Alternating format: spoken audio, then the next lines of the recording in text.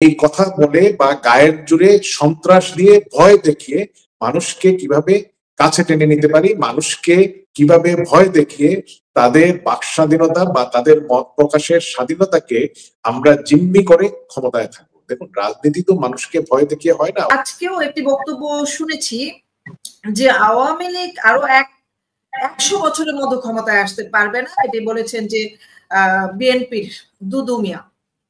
আর কোনোদিন তারা ক্ষমতায় আসতে পারবে না। তো আওয়ামী লীগের কর্মীদের মনোবল ভেঙে যাবে কিনা এই বক্তব্যে, এটা আপনি যদি আপনার মানে কর্মীদের উদ্দেশ্যে কিছু বলতেন।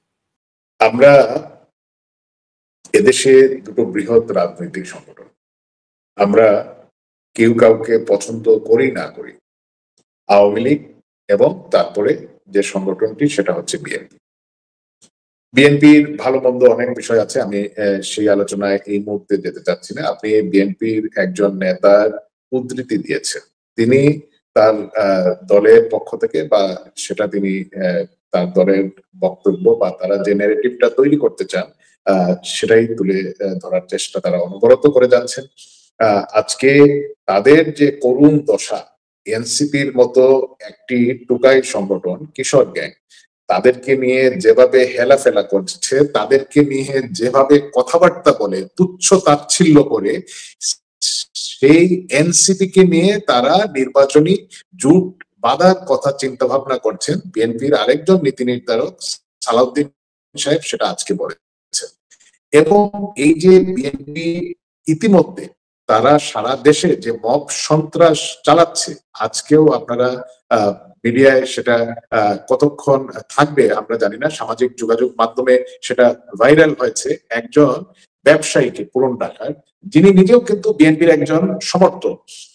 যুবদলের একটি গ্রুপ যারা দায়িত্বশীল এবং তারা সেই এলাকায় ত্রাসের রাজত্ব এবং চাঁদাবাজ হিসেবে তারা পরিচিত, এরা প্রকাশ্যে দিবালোকে সেই ব্যবসায়ীকে হত্যা করেছে, তার কাপড় খুলে নিয়েছে এবং তাকে হত্যাকাণ্ডটা নিশ্চিত করার জন্য তার মৃতদেহের উপর উপর্যুপরি পাথর দিয়ে তাকে নিক্ষেপ করেছে। এই যে মধ্যযুগীয় কায়দায় এই হত্যাকাণ্ডগুলো, এতদিন তারা আওয়ামী লীগ, ছাত্রলীগ, যুবলীগ, বিভিন্ন পর্যায়ের নেতাকর্মী, জনপ্রতিনিধি, শিক্ষক, তাদেরকে তাদের এই মব সন্ত্রাস চালিয়েছে, বিভিন্ন জায়গায় তাদের নিজেদের দলের নেতাকর্মীদের উপরে চালাচ্ছে।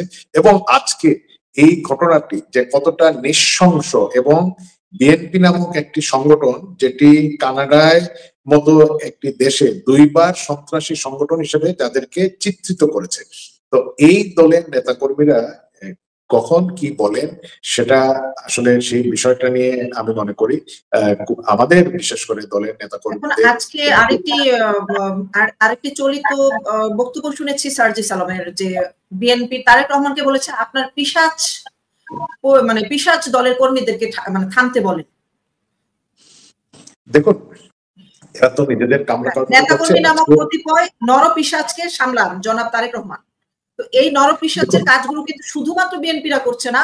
আমরা আজকে আরেকটা ঘটনা দেখেছি যে বন্যার মধ্যেও বিভিন্ন জায়গায় তারা ডাকাতি করছে সমন্বয় পরিচয় দিয়ে, এবং আপনার গত কুরবানি ঈদেও কিন্তু গরু বিভিন্ন জায়গা থেকে ডাকাতি করেছে সমন্বয় গোষ্ঠীরা, তারাও কিন্তু কম করছে না।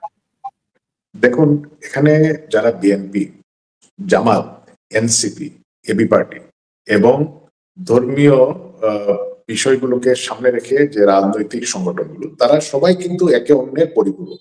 তারা মূলত এদেশের প্রগতি, এদেশের মুক্তিযুদ্ধ, এদেশের নারী স্বাধীনতা, এদেশের এগিয়ে যাওয়ার সবকিছুর বিরুদ্ধে।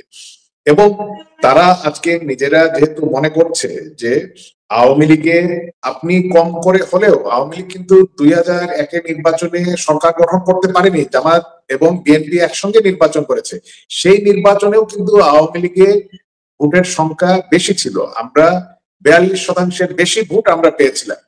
আজকেও কিন্তু এরাই আবার একজোট হয়েছে, একসঙ্গে হয়েছে। এই যে এনসিপি বলেন বা জামাত বলেন, বিএনপি বলেন, তারা তাদের প্রত্যেকেরই রসুনের গুঁড়া যেভাবে এক জায়গায়, এদের এখন যেহেতু আওয়ামী লীগ সেই অর্থে রাজনৈতিক মানে কার্যক্রম নেই, এই কারণেই তারা তাদের নিজেদের মধ্যে যে হানাহানি, দ্বন্দ্ব, এবং তারা মনে করছে যে দৃশ্যপটে আওয়ামী লীগ নেই, আমরা আছি এবং আমরা এই কথা বলে বা গায়ের জুড়ে সন্ত্রাস দিয়ে ভয় দেখিয়ে মানুষকে কিভাবে কাছে টেনে নিতে পারি, মানুষকে কিভাবে ভয় দেখিয়ে তাদের বাক স্বাধীনতা বা তাদের মত প্রকাশের স্বাধীনতাকে আমরা জিম্মি করে ক্ষমতায় থাকবো। দেখুন, রাজনীতি তো মানুষকে ভয় দেখিয়ে হয় না।